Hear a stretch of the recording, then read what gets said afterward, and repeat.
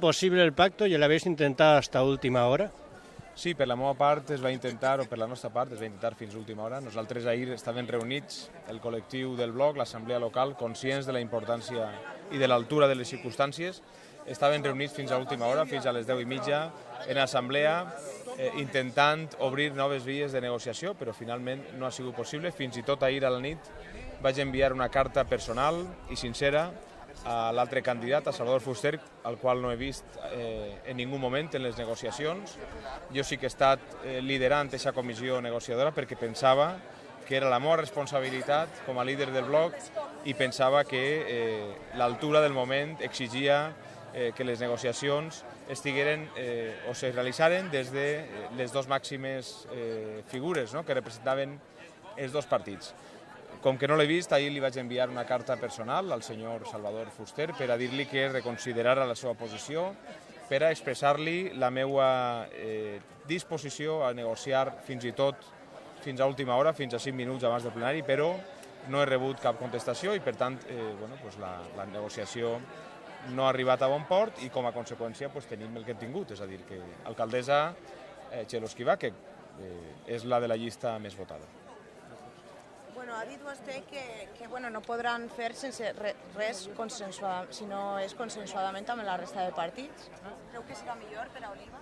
Bé, jo no ho he dit. Jo l'únic que he fet és expressar el que han expressat de Ciutadans d'Oliva. És a dir, els Ciutadans d'Oliva, després d'aquestes eleccions, han dit dues coses. En primer lloc, han trencat més clarament el bipartidisme, de manera que Oliva no és una ciutat bipartidista.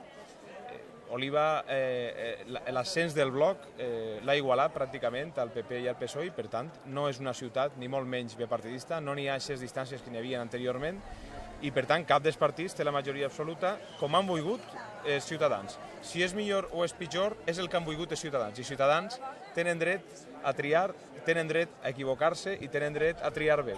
Per tant, nosaltres som sumament respectuosos amb tots els ciutadans i, per tant, el que he dit és que determinades decisions s'hauran de prendre, si no per consens, buscant les majories suficients que facin possible aquestes decisions. Nosaltres treballarem en lleialtat als interessos de la ciutat d'Oliva, en lleialtat en la nostra ciutat i quan siga possible i siga bo per a la nostra ciutat estarem ahí. I quan no siga possible i quan pensem que ens hem de posar, ens oposarem en contundència.